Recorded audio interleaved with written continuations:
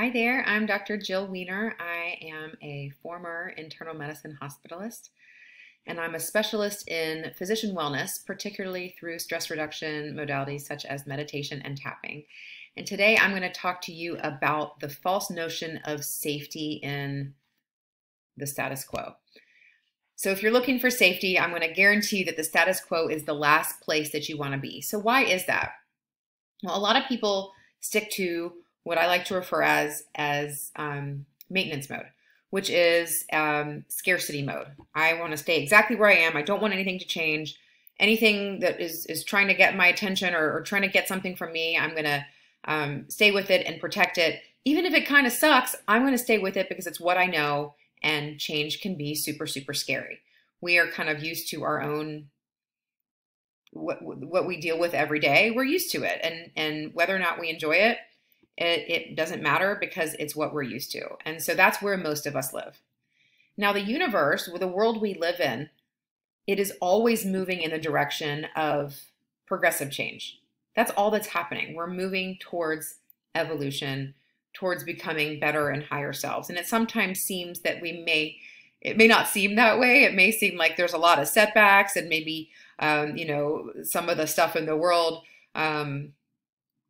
maybe some politics that you don't like, but for better or for worse, those politics are raising awareness and consciousness of this society for things that may need to change and things that are no longer relevant.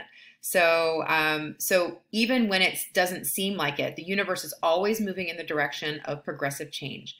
And we have two options. We can either go with the flow early and willingly and kind of enjoy the ride and be on the cutting edge of whatever changes are happening, or we can stay put and we can stay stuck in our status quo, and we can invite a more destructive way forward because this change is happening anyway. So you're either going to get there willingly or you're going to get there kicking and screaming.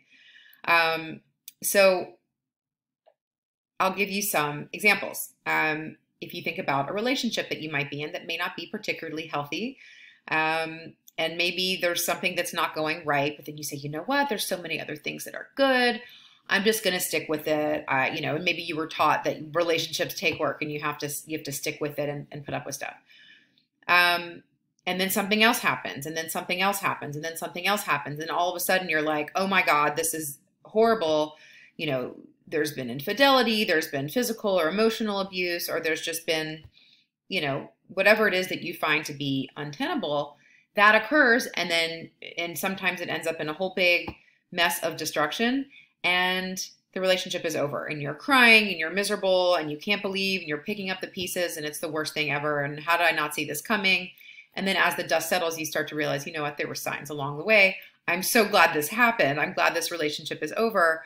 But in the moment, you're kind of kicking and screaming, fighting till the last death, the last dying death of the relationship. Or you can think about, I lived in a condo in Chicago for about 6 years and loved it when I loved it. And then slowly but surely started to get some signs that it was time to move on. First off, there were rats pooing in my engine. I lived in the city and I parked right next to a trash dumpster. And then we got a new condo association president who was very, very irresponsible with our money. We had an elevator that kept breaking, and they were just not being responsible with it. And we were a small association, so the money was like literally hemorrhaging. And then there were loud people who moved in on top of me, and just one after another of things. And I sort of missed the signs. And eventually I was like, oh my God, I have to get out of here now. So I eventually sold it. I had bought right before the big crash of 2008. So lost a little bit of money, but by the time I sold it, wasn't so bad. And then a few months after that, I went to India for the first time. I had been meditating already for a couple years. And that's when I decided I wanted to do my teacher training, and which required 3 months in India. And it would have been nearly impossible for me to leave and go to India for 3 months if I owned a condo and still had to pay my mortgage every month.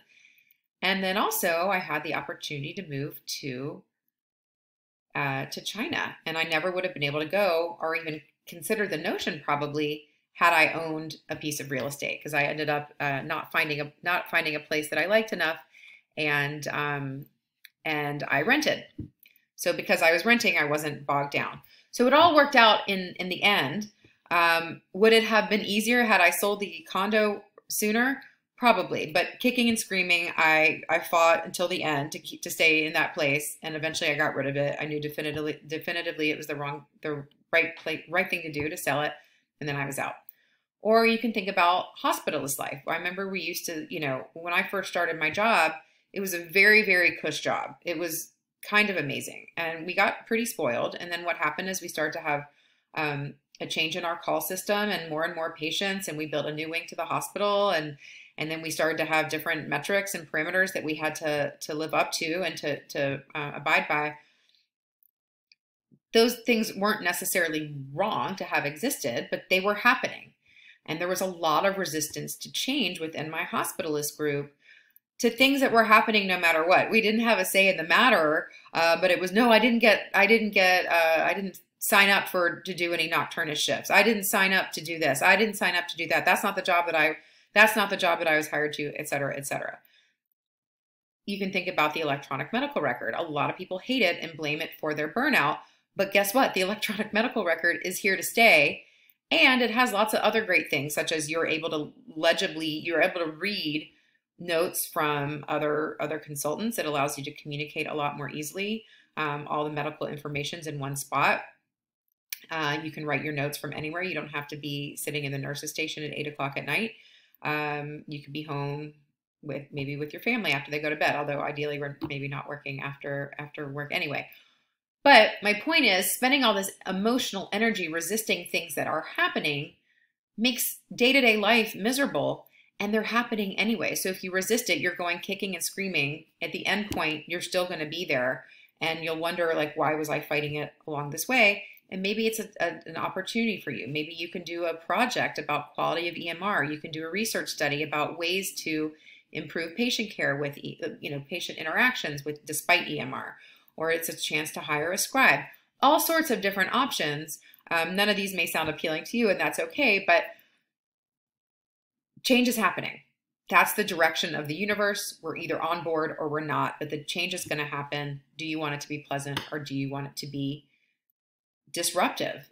Because this maintenance mode, it attracts destruction rather than slowly but surely making little changes in your life to go with the flow. That's creation mode.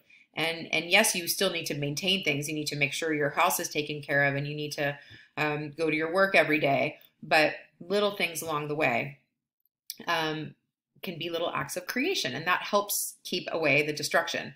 So how can you find a way to do that? Maybe it sounds easier said than done. So meditation, particularly the type of meditation I teach, which is called conscious health meditation, that can really help you tap into your intuition and also lean into your fear. So instead of seeing the world as a bunch of threats to your status quo, you start to get the sense of what's the right next step for you, so that you don't end up surprised by what happens down the road. You're slowly but surely moving your way towards that inevitable thing that's happening. Whether you know it's coming or not, you're getting yourself there.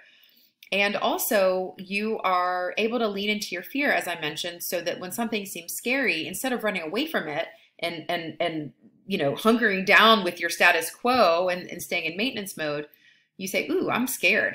I got a little bit of fear. That's a sign that I need to act. That's a sign that something needs to change. And I'm going to follow that fear rather than running away from that. And those two things, that sense of intuition and that ability to lean into my fear, have been two of the most life-changing benefits of my meditation practice. And it helped me so much in my life as a doctor, not resisting all the changes that were coming. I just was like, I'm good regardless. I have a lovely job. I have a lovely career.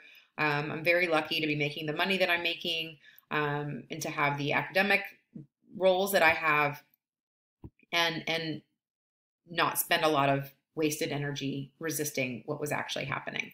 So if you are interested in learning more about meditation, I am doing a meditation retreat for women in healthcare in October. The deadline is coming up soon. It's July 25th. And right now I'm offering a $250 rebate. If you register with a friend and you pay in full, then I'll send you each back $250, which is a nice incentive. And we'll be talking about all sorts of knowledge just like this, knowledge from the Vedic perspective about life as a woman in healthcare and making that knowledge come alive and be very relevant and practical for you. So if you're interested, the website is www.meditationinmedicine.com/retreats. And I also teach in-person classes, and I have an online course that is coming through the pipeline very soon. So I hope you enjoyed this. If you have any questions, you can leave a comment or you can message me directly. Have a wonderful day.